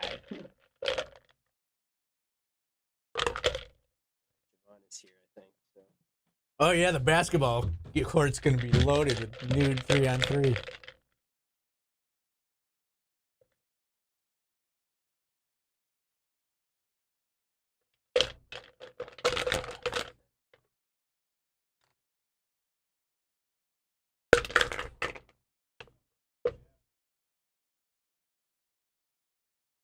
Sorry, I had to tell a story about a nude cruise.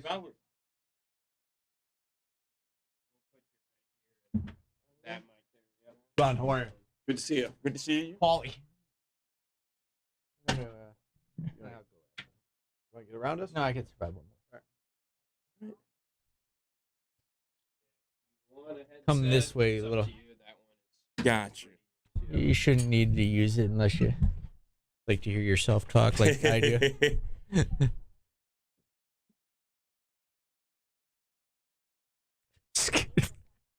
Sometimes the chat's funny. Tronic, that was funny.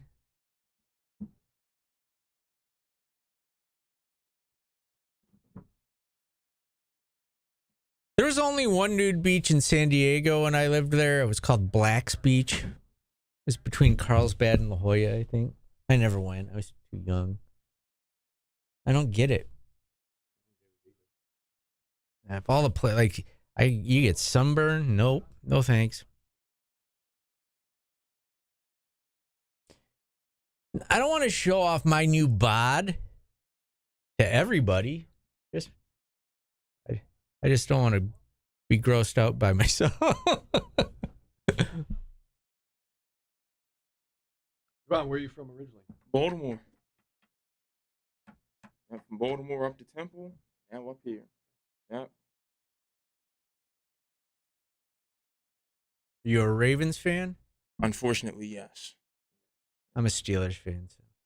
Got respect for the Steelers, and the Patriots. It's the Bengals and Browns. Adam Terry, who does our color commentary for the football broadcast, offensive lineman, played for the Ravens for years.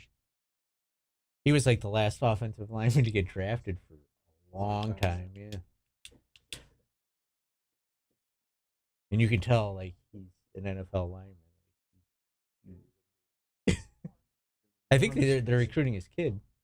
Oh, really? Yeah, his kid's been at a couple games. Yeah, his kid's been at a couple games. His son is huge too. Son's I'm a tiny person. He's quadruple. I was standing next to some of the transfer old linemen about 2-3 weeks ago. It's I'm 6'5", so it's hard to make me feel small.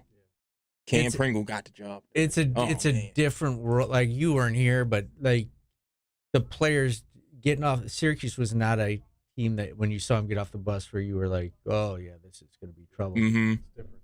Yeah, it's a different world.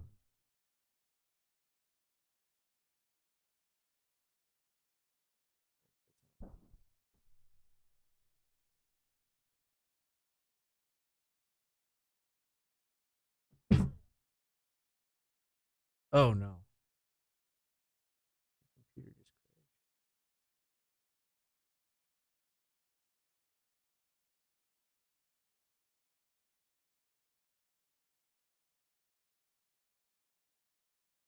Got about 30 seconds.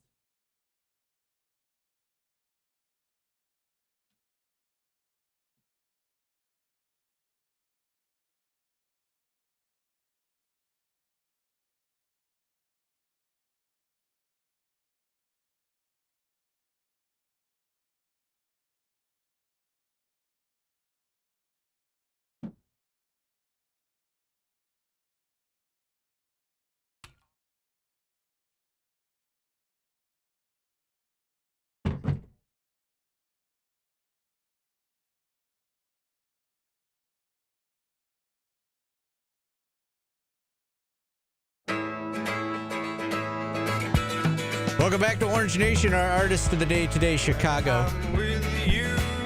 Beginning, Steve. I don't know if I know why Chicago is our artist of the day. You never do. They did something on this day. Is that right? In history. Shocking. Okay. I'll look it up. All right. Well, speaking of beginnings, the SU football season about to begin in a little more than a week from now, and we're pleased to be joined here in studio by Javon Edmonds, football writer for Syracuse.com. Javon, we had a chance to chat with you recently for the first time. Glad to see you here in studio. We'll start with the big news, which was obviously the quarterback decision. Fran Brown making that decision after the second scrimmage, as he promised. He's going with Steve Angeli. Did it play out the way you thought it would play out? I'm not shocked. I don't know if I had a prediction on how it would play out. I had an opinion on how I would go about it, which was Ricky Collins is the more gifted physical specimen, and it's not like he's a pure runner. Like, he can actually pass the ball. So considering him being the future of the program, and him having that 4 or 5 month head start on Angeli, I thought Ricky Collins would come out of this thing as the starter, but I'm not shocked that Angeli got the job. I mean, he's got 73 more passing attempts than Collins. So there's just things that are going to come with that you can only get from experience, command of a huddle, the way you learn a playbook, and that's what ultimately got Angeli the job. So I wasn't shocked. I thought it could have went either way. I mean, Fran said it came down to the wire. He claims he lost sleep over it Saturday and Sunday night. So I wasn't surprised. I don't think I had a prediction as to who was going to get it. I really just saw why each one could get it and had, I guess, my own choice of what I would roll with. But, you know, when you've got hostile territory, Tennessee coming in, and Angeli just showed you how composed he can be against the Penn State defense, it makes sense to roll with him. Yeah.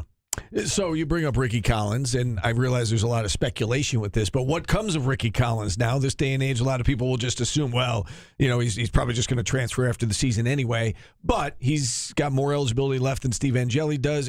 You know, how do you see it playing out with Ricky? Do you think he sticks it out here, or do you think he's, he'll look elsewhere? They want him to stick it out.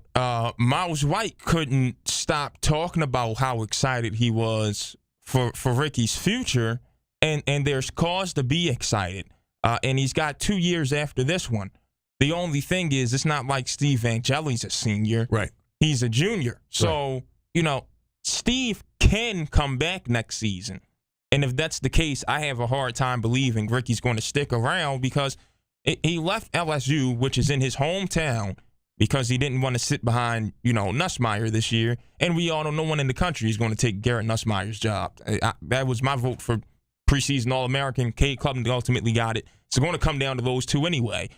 Some people think Lenore Sellers. I'll save that conversation for another day. But now he's in Syracuse. He wants to play. So, maybe he'll sit this year because at least he had a chance to compete for the starting job, unlike what he would have had down at LSU. But for another season as a junior, for a guy who is talented and was seen as the heir apparent to Jaden Daniels and Garrett Nussmeier, I think if Steve Angeli is back in 2026, Ricky Collins isn't. Yeah.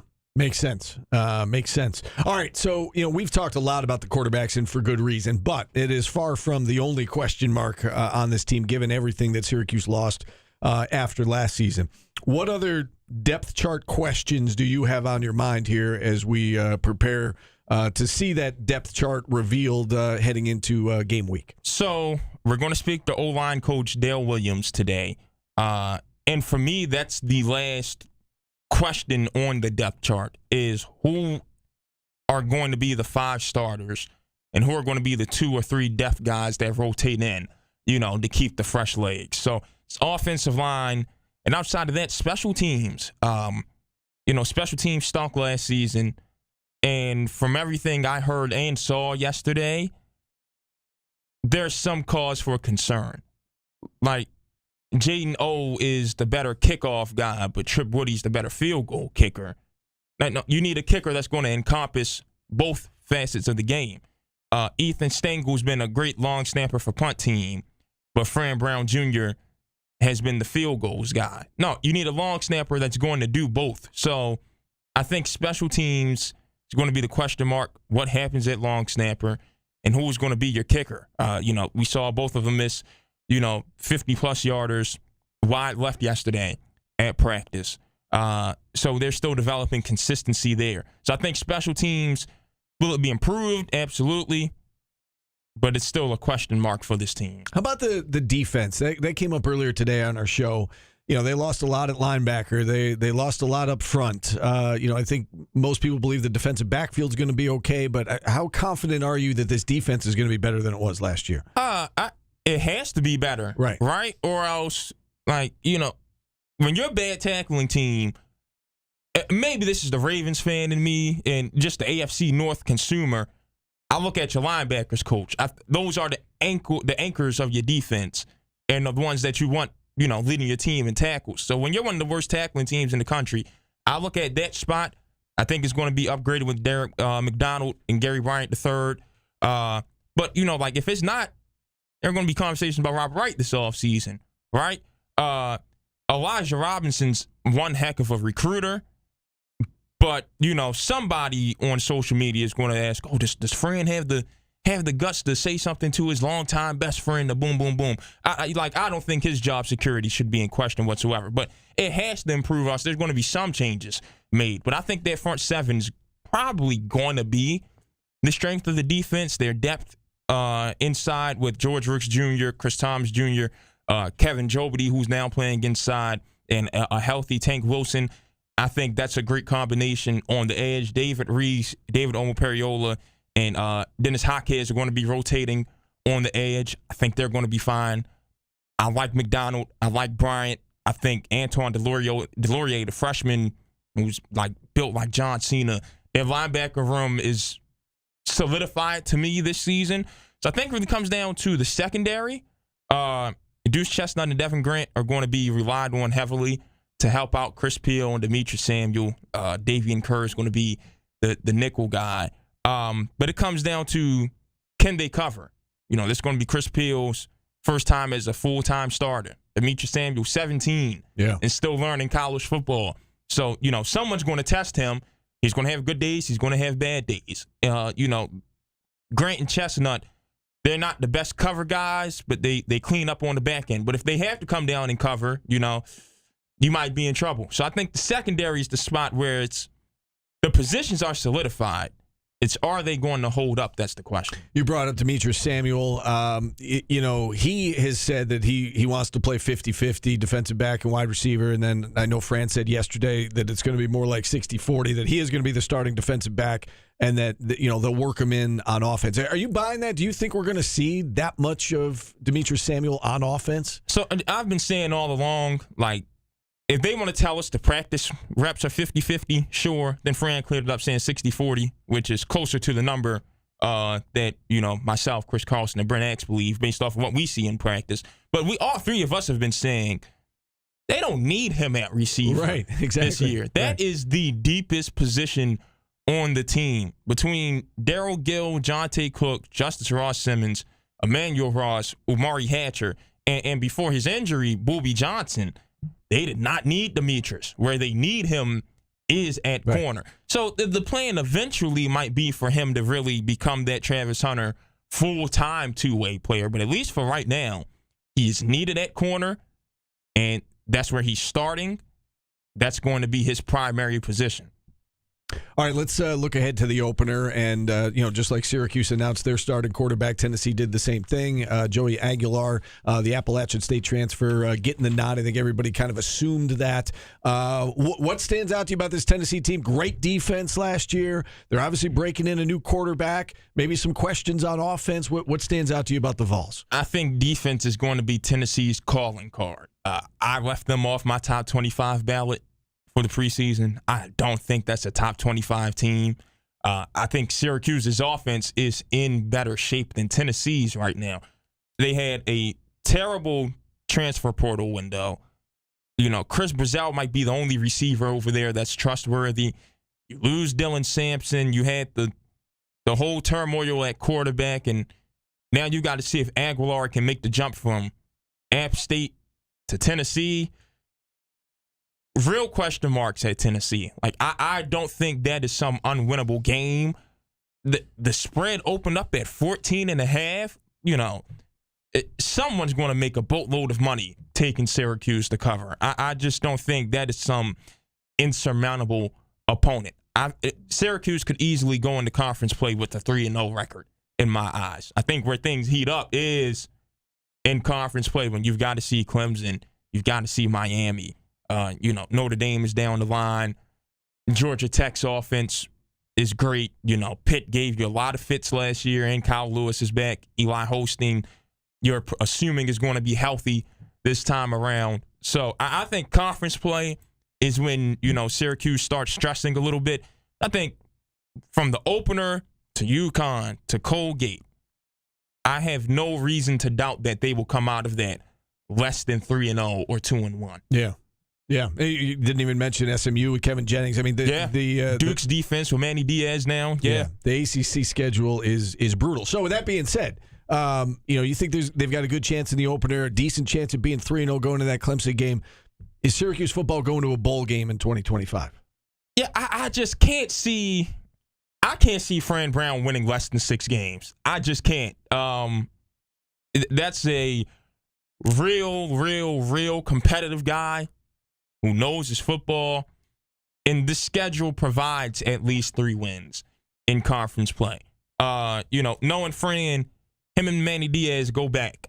He's going to want to beat him. It's like not on any negative things. Just, when you know somebody, you want your bragging rights over them, right? He was going to work for Manny back in the day at Temple until Manny, jetted off after 2 weeks, which they still haven't gotten over. So he's going to want to win that game. Pitt, they made that homecoming, and that was the worst loss of last season. That tells you Fran is hell-bent on making a statement in that game. And the players who are returning from last season have not forgotten that game. So they're going to want to win that one.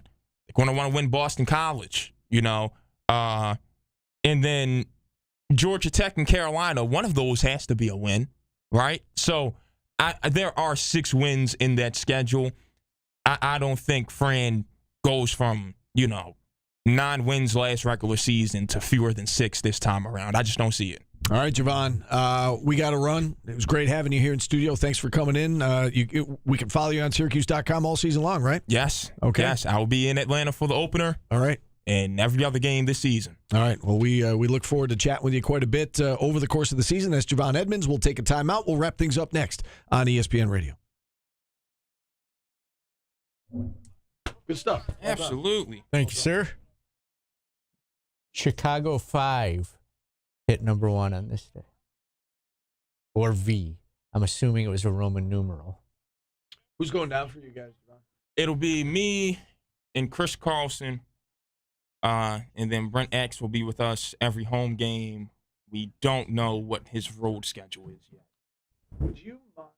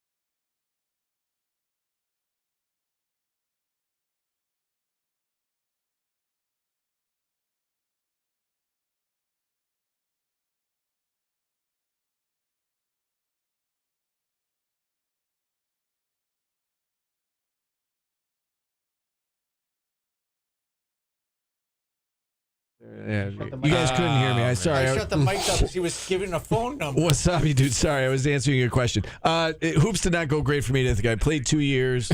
I was telling Tim that Kevin Connors, who works at ESPN, he was a year ahead of me. We were kind of in a similar boat where we were basically like practice players, but didn't really play a lot. And I got, I know everybody's gonna laugh at this, but I got hurt my junior year. I had a bad back. And so that kind of cost me my junior year. And then senior year, I started doing stuff to get ready for my career. So I played 2 years there. I don't care.